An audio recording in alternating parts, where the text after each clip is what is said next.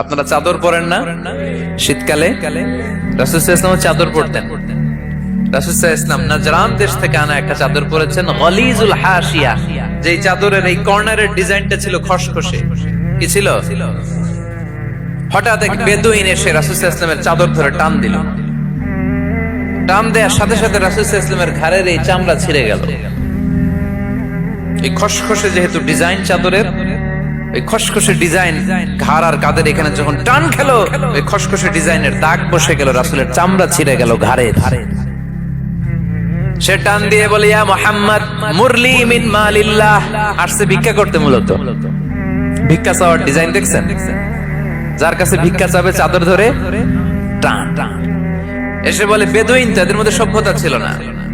ইয়া মুহাম্মদ, ও মুহাম্মদ মুরলি মিন মালিল্লাহ, ও মুহাম্মদ আমার খাওয়ার মতো টাকা নাই, তুমি আদেশ করো বাইতুল মাল থেকে যেন আমারে কিছু টাকা দেয়।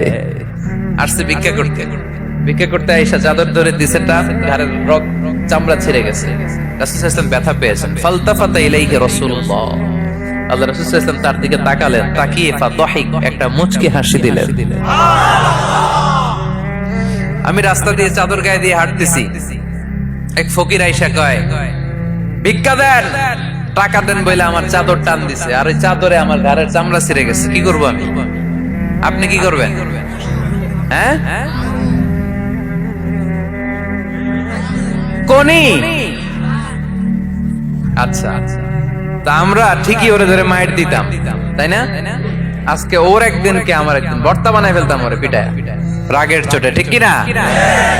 আল্লাহ রাসূল সাল্লাল্লাহু আলাইহি ওয়াসাল্লাম try to think about it, try to ponder on the story. এই moral of the story কি? রাসূল সাল্লাল্লাহু আলাইহি ওয়াসাল্লামের prophetic story থেকে আপনাকে ভাবতে হবে। ভিক্ষা করতে এসে চাদর ধরে টান দিয়ে ঘাড়ের চামড়া ছিঁড়ে ফেলেছে, রাসূল তাকিয়ে মুচকি হাসি দিলেন।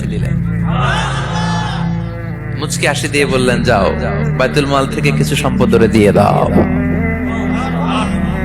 কি নবী ছিলেন!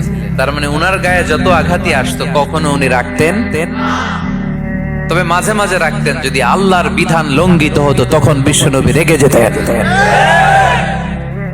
আল্লাহর জমিনে আল্লাহর বিধান লঙ্ঘিত হলে এই লোকটা রেগে যেতেন, প্রিয় নবী তখন সহ্য করতেন না। এক সাহাবী এসে বললেন, ইয়া রাসূলুল্লাহ, এমন ইমাম পাঠিয়েছেন আমাদের এলাকায়, বড় বড় সূরা দিয়ে নামাজ পড়ায়, এত বড় সূরা দিয়ে পড়ে, তার পিছনে দাঁড়িয়ে থাকার ক্ষমতা আমার নাই। এই কথা শুনে বিশ্বনবী রেগে গেলেন, কারণ ইসলামের বিধান এখানে লঙ্ঘিত হচ্ছে, ঠিক কিনা? এত রাগলেন, চেহারা আগুনের গোলার মতো লাল হয়ে গেল। এই সাহাবীকে ডেকে পাঠিয়ে ধমকালেন, খবরদার, তোমরা মানুষকে দিন থেকে ভাগিও না, সহজ করে ইসলামকে উপস্থাপন করো, জামাতের ইমামতির চান্স পেলে লম্বা কেরাত করো না, একটা মিডিয়াম স্ট্যান্ডার্ড রেখে কেরাত করবা, কারণ তোমার পেছনে অসুস্থ লোক থাকতে পারে, মুসল্লি, মুসাফির থাকতে পারে, তাই না?